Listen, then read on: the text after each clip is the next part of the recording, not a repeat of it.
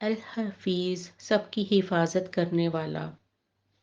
اللہ کا نام الحفیظ اپنے اندر مختلف معنی رکھتا ہے، مثلاً وہ ذات جو اپنے بندوں کو تمام دینی اور دنیاوی کاموں میں ہلاکت سے بچاتی ہے، اپنے بندوں کی حفاظت کرتی ہے اور ہر ناگہانی آفت و مصیبت اور غیر متوقع حادثہ سے بچاتی ہے۔ وہ امانت دار ہے، یعنی انسان کی تمام نیکیوں کا امین ہے۔ وہ ذات جو گن گن کر اور جان کر نیک اعمال کو محفوظ رکھتی ہے۔ اس طرح انسان دراصل اپنی حفاظت کے معاملے میں اللہ کا محتاج ہے۔ یا حفیظو کہہ کر اس سے حفاظت کی درخواست کرنی چاہیے۔ پھر حفاظت کا اصل ذمہ بھی اللہ تعالیٰ کے پاس ہے، لیکن یہ اللہ کی ذات بہتر جانتی ہے کہ اس نے کس چیز کو کب تک محفوظ رکھنا ہے، نگہبانی کرنی ہے، اور کس کو کب ضائع یا کمزور یا ہلاک کر دینا ہے۔ اللہ تعالیٰ نے قرآن میں ہی قرآن کی حفاظت کا ذمہ لیا ہے۔ سورہ الحجر آیت نمبر 9 ترجمہ: ہم نے یہ ذکر نازل کیا ہے اور ہم ہی اس کی حفاظت کرنے والے ہیں۔ لہٰذا قرآن مجید امت مسلمہ کے 1400 سال میں ہر طرح کے نشیب و فراز کے بعد بھی محفوظ رہا۔ اسی طرح خانہ کعبہ کی حفاظت بھی وہی کرتا ہے۔ انسان جس دنیا میں زندگی بسر کر رہا ہے، وہ مسلسل حادثات، خطرات اور نقصانات سے دوچار رہتی ہے۔ بیماری، چوری، خوف، دہشت، زلزلہ، طوفان، موذی جانور اور اسی نوعیت کے کئی خطرات انسان کو ہر وقت درپیش رہتے ہیں۔ ایسے میں کسی بھی انسان کو جہاں ان چیزوں سے واسطہ پیش آتا ہے تو وہ فوراً اپنے رب کے سامنے جھکتا ہے اور اس کی پناہ مانگتا ہے۔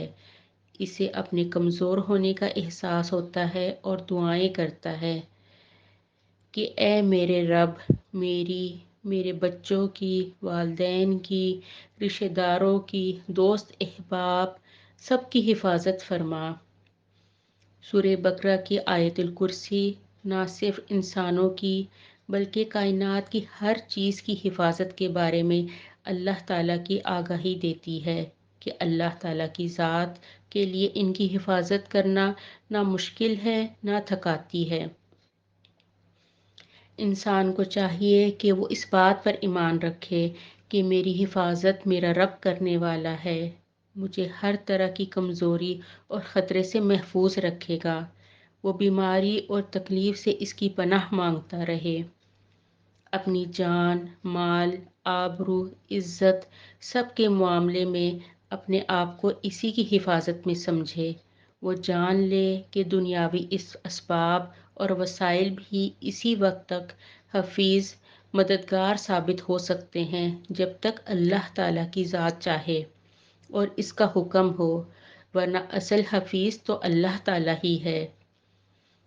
اس نام کا ایک تقاضا یہ بھی ہے کہ انسان جن چیزوں کا حفیظ مقرر کیا گیا ہے، جیسے اپنے مال، اسباب، اولاد کا، تو ان کی حفاظت کی بھی بھرپور کوشش کرے اور اللہ تعالیٰ سے مدد کی درخواست بھی کرتا رہے۔ وہ دوسروں کو بھی تکلیف دینے سے رکا رہے، اس لیے کہ دوسروں کی حفاظت کا ذمہ بھی اللہ کے سپرد ہے۔ اگر ہم کسی کو تکلیف دینا چاہیں بھی تو نہیں دے سکتے، اس لیے کہ اللہ تعالیٰ سب کی حفاظت فرماتا ہے۔